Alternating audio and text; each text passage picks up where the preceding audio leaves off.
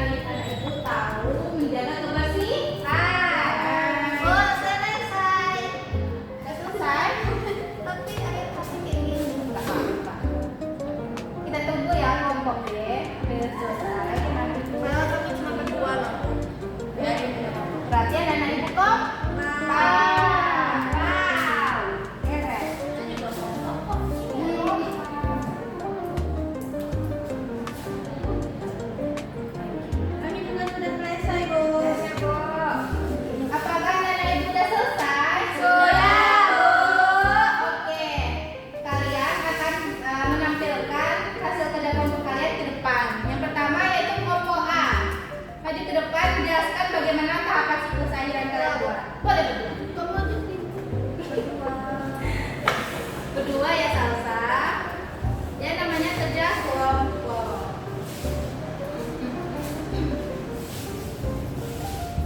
Nah sekarang coba tampilkan hasil kerja kelompok kalian. Wow, lihat ya kepada teman-teman.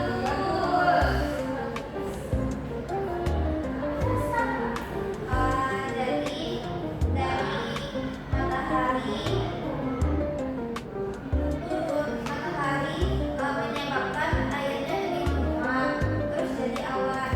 Dari awan nanti awannya mendung, terus jadi hujan. Nah jadi mereka berputar terus Bu. Membentuk siklus Air. nah gitu. Oke sekarang